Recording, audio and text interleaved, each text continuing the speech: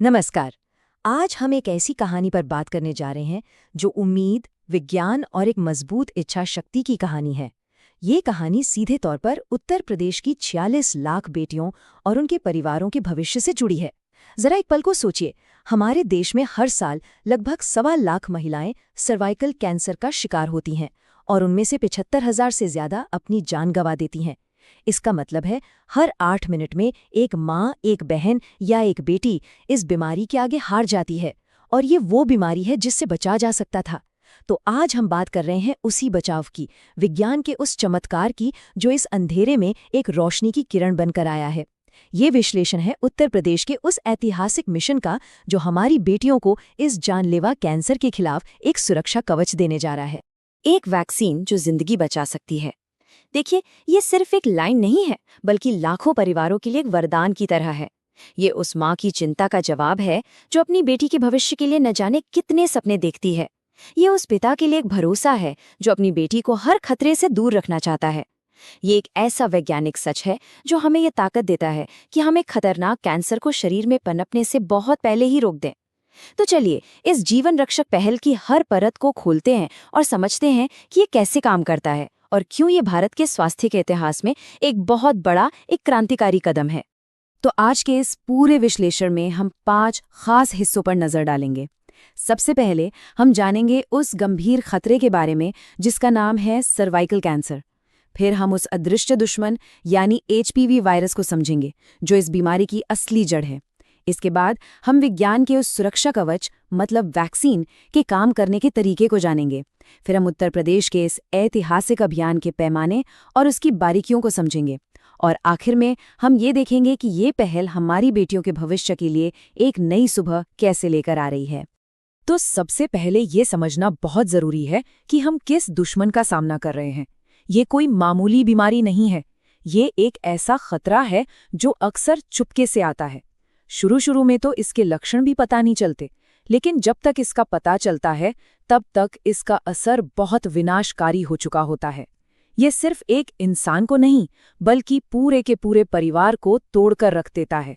Cervical cancer, जिसे हम आम भाषा में गर्भाशय ग्रीवा का कैंसर भी कहते हैं, महिलाओं के गर्भाशय के सबसे निचले हिस्से यानी सर्विक्स की कोशिकाओं में बनता है। ये भारत में महिलाओं में होने वाला दूसरा सबसे आम कैंसर है। इसकी सबसे डरावनी बात यह है कि ये अक्सर उन महिलाओं को अपना शिकार बनाता है जो अपने परिवार की रीढ़ की हड्डी होती हैं। इसका इलाज लंबा, दर्दनाक और बहुत खर्चीला होता है, जो कई परिवारों को इमोशनली और फाइनेंशियली दोनों तरह से तबाह कर देता है। अब जरा इस स्लाइड पर जो आंकड़ा दिख रहा है उस पर गौर कीजिए। ये सिर्फ एक नंबर नहीं है, ये एक बहुत गंभीर चेतावनी है। उत्तर प्रदेश में महिलाओं को जितने भी तरह के कैंसर होते हैं, उनमें से 22.86% मामले अकेले सर्वाइकल कैंसर के होते हैं।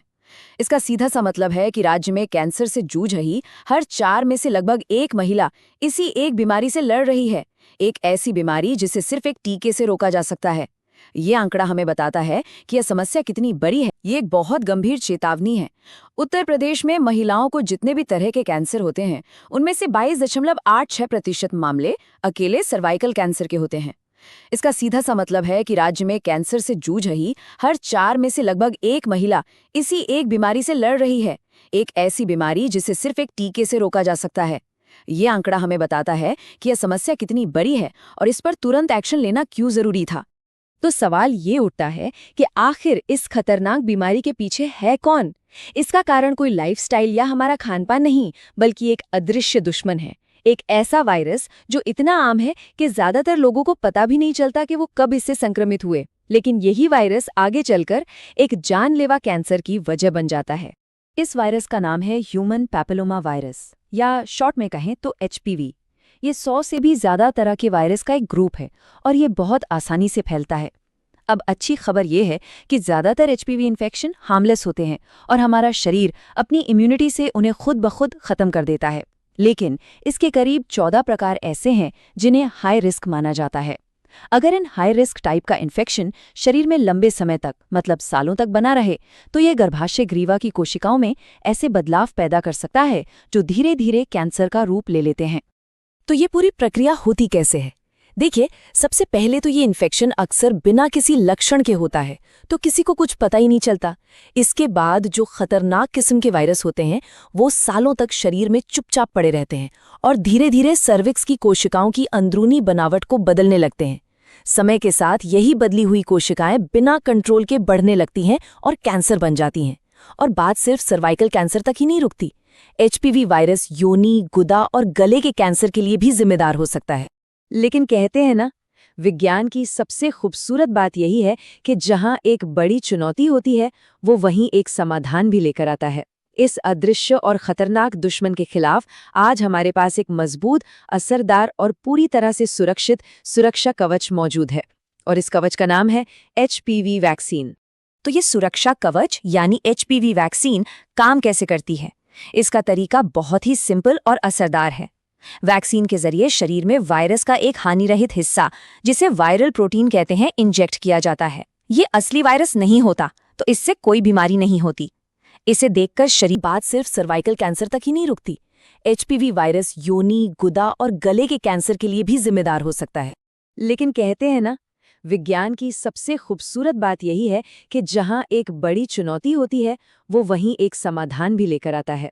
इस अदृश्य और खतरनाक दुश्मन के खिलाफ आज हमारे पास एक मजबूत, असरदार और पूरी तरह से सुरक्षित सुरक्षा कवच मौजूद है, और इस कवच का नाम है एचपीवी वैक्सीन।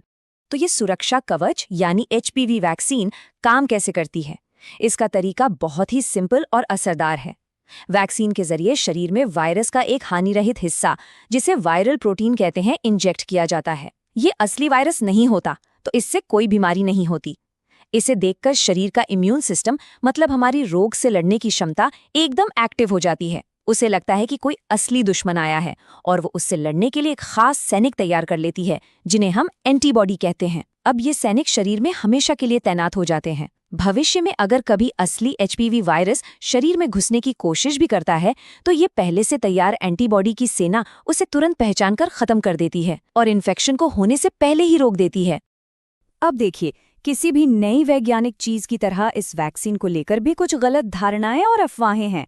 तो चलिए, दूध आया है और वो उससे लड़ने के लिए एक खास सैनिक तैयार कर लेती है, जिन्हें हम एंटीबॉडी कहते हैं। अब ये सैनिक शरीर में हमेशा के लिए तैनात हो जाते हैं। भविष्य में अगर कभी असली एचपीवी वायरस शरीर में घुसने की कोशिश भी करता है, तो ये पहले से तैयार एंटीबॉडी की सेना उसे तुरंत पहचान कर खत्म कर देती है और इन्फेक्शन को होने से पहले ही रोक देती है। अब देखिए, किसी भी नई वैज्ञानिक चीज की तरह इस वैक्सीन को लेकर भी कुछ गलत धारणाएं और अफवाहें हैं। तो चलिए, दूध का दूध और पानी का पानी करते हैं। पहला और सबसे बड़ा मिथक कि ये टीका सुरक्षित नहीं है। सच ये है कि ये वैक्सीन दुनिया भर में करोड़ों लोगों को लग चुकी है और वर्ल्ड हेल्थ ऑर्गेनाइजेशन WHO समेत सभी बड़ी स्वास्थ्य संस्थाओं ने इसे पूरी तरह से सेफ माना है। दूसरा मिथक, इससे बांझपन होता है। ये 100% झूठ है। दुनिया में कहीं भी किसी भी साइंटिफिक रिसर्च में ऐसा कोई सबूत नहीं मिला है। तीसरा मिथक, इसके साइड इफेक्ट बहुत गंभीर होते हैं। सच ये है कि इसके साइड इफेक्ट किसी भी आम टीके की तरह मामूली होते हैं, जैसे इंजेक्शन वाली जगह पर हल्का दर्द या हल्का बुखार, जो 1-2 दिन में अपने आप ठीक हो जाता है। इन्हीं वैज्ञानिक तथ्यों और अपनी बेटियों के भविष्य की चिंता को ध्यान में रखते हुए उत्तर प्रदेश सरकार ने एक ऐसा अभियान शुरू किया है जिसे आने वाले कई सालों तक पब्लिक हेल्थ के क्षेत्र में एक मील के पत्थर के तौर पर याद किया जाएगा। ये वाकई एक बहुत साहसिक और दूर की सोच वाला कदम है। जरा इस संख्या के विशाल पैमाने को समझिए, 46 लाख। उत्तर प्रदेश सरकार का लक्ष्य राज्य के 46 लाख किशोरियों को ये जीवन रक्षक टीका किया है, जिसे आने वाले कई सालों तक पब्लिक हेल्थ के क्षेत्र में एक मील के पत्थर के तौर पर याद किया जाएगा। ये वाकई एक बहुत साहसिक और दूर की सोच वाला कदम है।